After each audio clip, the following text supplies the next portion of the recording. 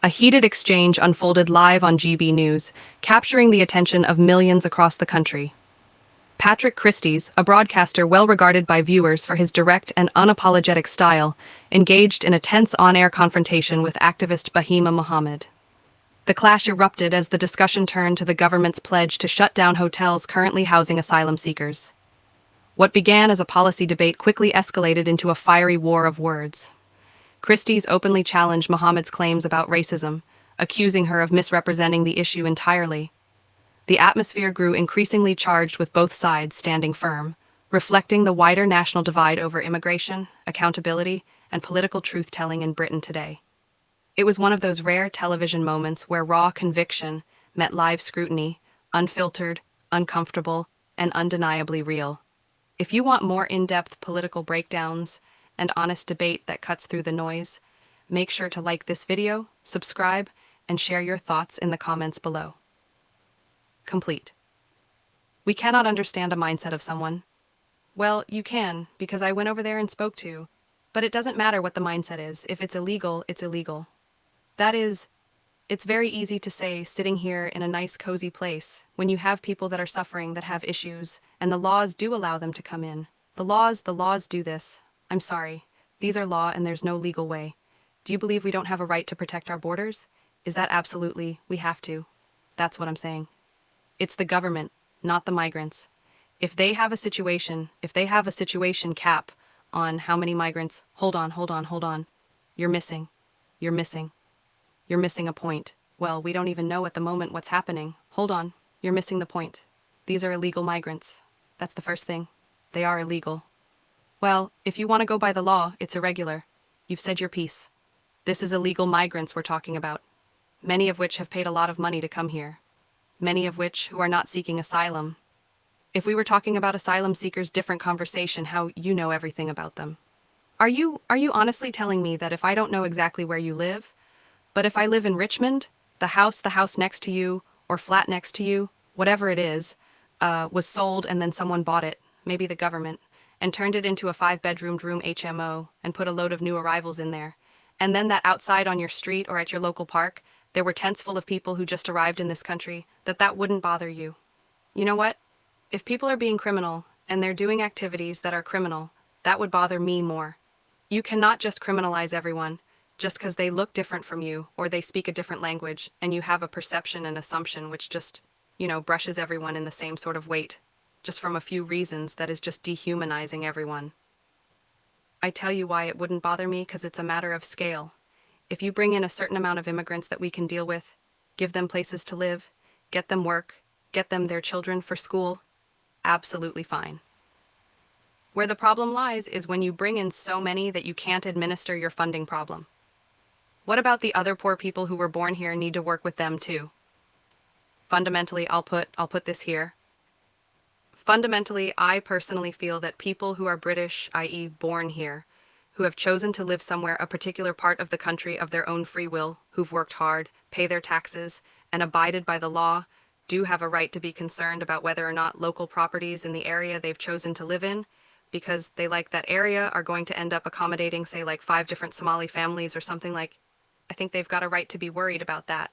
Why should it matter where they come from, who's living next to you? We are in a society that it shouldn't matter unless, of course, they're doing something illegal and wrong. Why are you picking on certain groups and making it a problem like that? So I'm not making it a problem. I'm saying that gives people the black and white, and I happily will. I think that people have a right to want to protect the culture and the identity of where they currently live culture now. So that's going to become law. What does that mean anyways? We are all different. We all have differences. We're sitting here and we're all 3 different. So what are you talking about? You are now picking about certain people from certain groups, and you are actually now demonizing them because that's a problem. I do care saying that they have a right to want their own country just by their own people. Is that what you're saying, to be at more homogeneous and less kind of breakneck speed, rapid demographic change that might not bother you, but it does bother some people and they have a right to be... Well, that's not British values to have that kind of problem. When you have that kind of like association with color and caste and all of that kind of stuff. I've never mentioned color or caste once I've mentioned culture. There are loads of different aspects to that. There's so many different cultures within the British nationals. Do you know what I mean? You go to Wales, you go to Scotland, you go to up north, you go Midlands. It's all about that. Okay, what I will say about that is it's exactly that kind of attitude that leads to people getting incredibly angry and it doesn't help. No, it's your attitude that leads to people that are jumping on the bandwagon and causing these riots. Absolutely. Hold on. Let's march through the middle of this. Right. There's two elements that concern me. One is purely about numbers and how we administer the country and how we look after the poor people we already have here.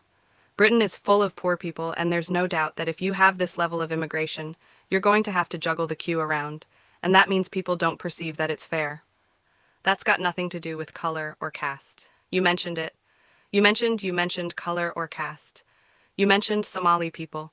I'm going to move on from this because we do have the rest of the show, but I do suggest that you listen more closely in future and don't put words in people's mouths in an attempt to make them seem racist when they're not. Because I tell you what, it brushes off me. It brushes off me. I don't care about being caught those things because I'm not. So, I'm not going to have your Tony Blair has finally broken his silence and his words have sent shockwaves through British politics. Just days after Nigel Farage and Reform UK came under fire from young women on social media, Blair's intervention landed like a political grenade. His remarks carry the weight of a man who once reshaped modern Labour and now warns that the centre ground he built is collapsing before his eyes. For all those who thought the drama in Westminster had reached its peak, think again. Farage's recent rise isn't merely a headline-grabbing moment. It's a political earthquake. Reform UK, once dismissed as the home of middle-aged discontent, is now seeing an unexpected surge. From Gen Z women, the very demographic long considered the face of progressive Britain. In the space of a single month, support among women aged 18 to 26 has nearly doubled from 12 to 21%. That is a remarkable shift and one that cuts straight through decades of political assumption. Farage, a man once mocked as the embodiment of toxic masculinity, is suddenly resonating with a generation raised on hashtags, activism, and identity politics. But this isn't confusion, it's rejection. Rejection of a political system that has failed to deliver. Labour's brand of performative feminism feels hollow. The Conservatives offer slogans without strength. Meanwhile, real life has intervened. Unaffordable housing, unsafe streets, and job markets that feel permanently out of reach. Then along comes Farage, blunt, unapologetic, and willing to say aloud what others won't. He calls out tokenism, scraps quotas, and talks instead about practical support, ending the two-child benefit cap, offering tax relief for families, and helping women who choose to stay home longer. Few expected such proposals from Reform UK, yet here they are outflanking Labour on social policy and leaving the Conservatives flat-footed. Farage's message is spreading far beyond the pubs and Facebook groups of old. It's on TikTok, in classrooms, and on work sites across the country. Young activists like Charlotte Hill, who joined Reform at just 14, are fueling that momentum. And now, from the political shadows, Tony Blair returns, acknowledging that the centre ground has collapsed. The architect of New Labour now concedes that what was once dismissed as fringe has become mainstream. The whispers in Westminster grow louder. Could Nigel Farage become Prime Minister? It's no longer a punchline. It's a genuine question. Blair understands the significance. The political consensus he built is fracturing. If young women, once Labour's most loyal demographic, are drifting to reform, the old rules no longer apply. Labour is rattled.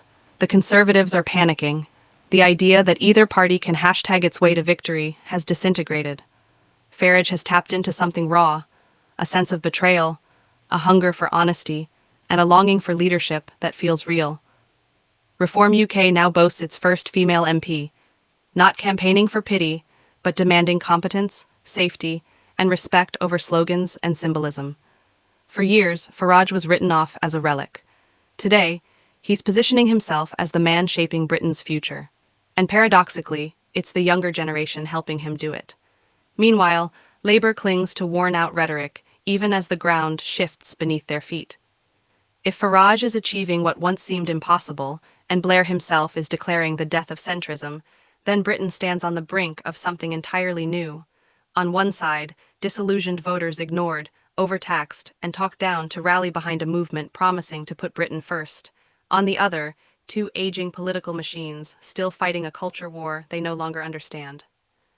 As this shift unfolds, another revelation hits the headlines. 4.7 billion the annual cost of housing, feeding, and supporting asylum seekers, including many with no legal right to remain.